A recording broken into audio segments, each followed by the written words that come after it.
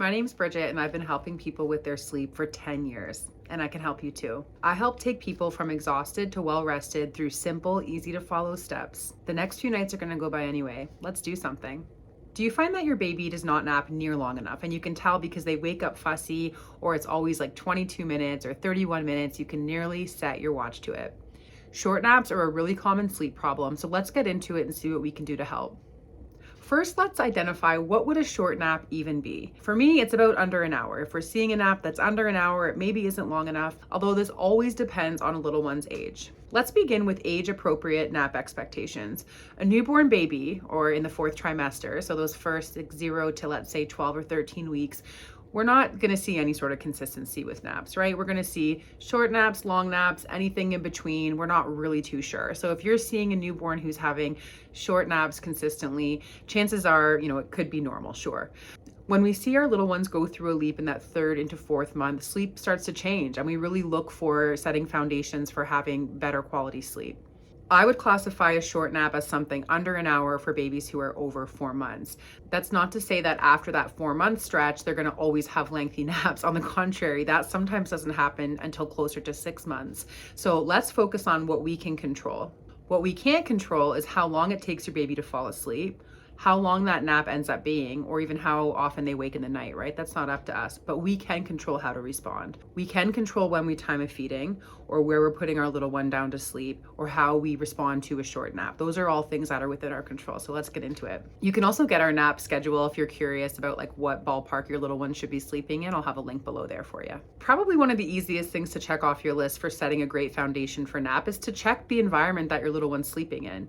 Is it similar to their bedroom space? Is it a space that's dark? This room's really well lit. This would be a 0 out of 10 in my books, but we're looking for a space that's dark, cozy. It's a great temperature, somewhere between 20, 22 degrees.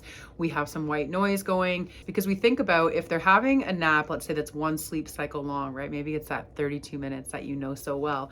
And then they're waking up and the room is chilly, or maybe it's too bright, or there's too much noise going on. They might find it harder to fall asleep. And then by the time you intervene, they're feeling awake, they're ready, and they're not going to go down, at least not without a fight. So making that environment in tip-top shape is well worth the time and effort. Again, we want dark, we want some white noise, and we want to have it a good temperature.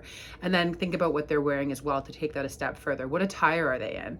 Are they in something warm and cozy because you're in a cold area or it's winter? Or are they, it's really hot and they need to be wearing a light onesie? Either way, don't be afraid to shake up what they're wearing to make sure you're covering off that need. Speaking of needs, let's think about what other need could prevent my baby from falling back asleep. And oftentimes it's feeding related. What time did their last feed land compared to when their nap began?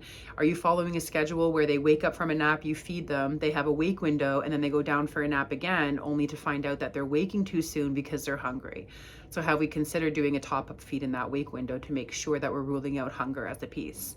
And I'm going to push us a little further to get curious about this hunger piece as well. If you're a parent who's breastfeeding, you might get curious about their milk intake, making sure that is going well. If not, don't be afraid to lean on your local lactation consultant and ask questions. Lactation consulting is not just for the newborn period. They do it for months and years as little ones grow. So I think that's a great resource that's often overlooked. But let's look at our bottle feeding. Something that I don't ever see mentioned, but I see it very often, I would say at least once a week when I'm working with families, is that a family who's feeding through bottle is not increasing the nipple size on the bottle as the baby's growing. That ends up giving us babies who are 4, 5, 6, 8 months old even, and they're still on a newborn nipple, which means they're working really hard to get that milk in or that formula in. They're potentially getting drowsy on the bottle, which then takes off the edge for them to sleep longer. But more importantly, they're not getting all of the milk that they need at that time. So then maybe they wake up sooner looking for another feeding. So just to think about that feeding piece, all in the spirit of what need could be stopping them from sleeping well. Is it feeding related? And have I done any changes or looked into possibilities on how to resolve that? Oftentimes when a nap is short, there wasn't enough sleep pressure to begin with. And that's really the sleep drive that we're looking for. How tired is our little one when they're hitting that bed? And usually what we see, and again, we're only hearing from people who aren't sleeping so well, is that they're unknowingly giving a micro nap or a little bit of a drowsy period to their baby before they hit the crib or the bassinet. And that will look like driving home and they fall asleep in the car for 1 minute, or they were on the breast or the bottle lingering to the point that they were half asleep. And then we try to put them down, and now that moment of sleep has really taken their edge off and they're not going to go to sleep for us very easily. Or if they do go to sleep for us well, they're then going to wake up 30 minutes later or one sleep cycle later because they just didn't need that much sleep because of that micro nap. All this to say, let's keep that wake window just that, wide awake the whole time, especially those moments leading up to the crib, so they have a nice, good sleep drive going on. And while I have you, let's get curious too about how is your baby actually falling asleep? Is your baby falling asleep on the breast or on the bottle, and then you're trying to carefully transfer them down? Just to say quickly, there's no problem with that. There are many babies who are rocked or fed to sleep and they sleep beautifully, and I think you should leave that alone and let that be.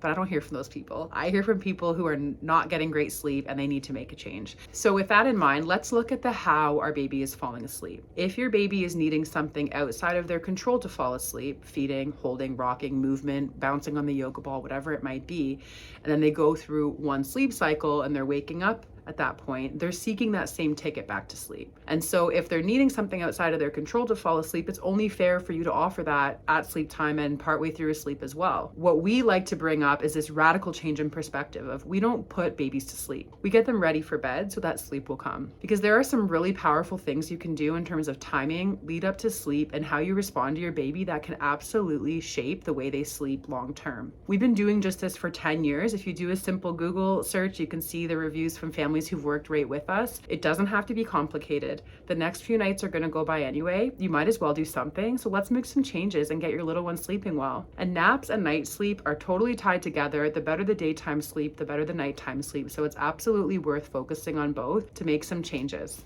If your baby wakes after a short nap and they're in their crib relatively content, just let them be. It's not unusual for a baby to kind of baby around, as I say, or just move around, test out whatever skills or babbling they're working on, and then fall back asleep 20-25 minutes later. As long as they're not upset or in distress, there's nothing wrong with just letting them be and trusting that they will fall back asleep because their needs are met. However, if they have had a short nap, I would not recommend letting them cry it out because they've just really had a good rest and they're going to be fueled up and ready to cry for a long time, and it's really not fair, I don't think, at that point to do that. Instead, I think it's better to just accept that the nap is short and either intervene and help coax them back to sleep, or just, again, good morning them and move on with your day. Most important of all is to just set your expectations. We cannot predict how a day is going to pan out when you have a baby. Until we have more predictable schedule, which can come, sometimes at 4 or 5 months, you'll see that.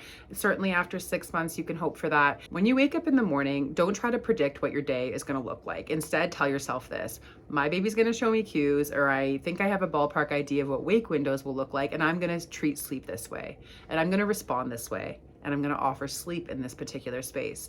Those are the things that you can control, and try to focus on that instead of, oh, they didn't sleep as long as I wanted. Well, now I'm frustrated. Now I'm going to have a bad day. And you just set yourself up day over day of falling short of something that's really not all the way in your control anyways. So let's let go of what we can't control. We just can't control all these things, and focus instead on what we can, which is making safe, responsible, fantastic choices around our baby's sleep so that we can pave the way for them to sleep well for the long haul. Remember, no one knows your baby like you. Always trust your intuition, look for advice from people who really know what they're talking about, and implement what feels right. Let the rest go. My name's Bridget, and I've been helping families for many years, and I'm ready to help you too. Please reach out. We're here to help. Sleep well.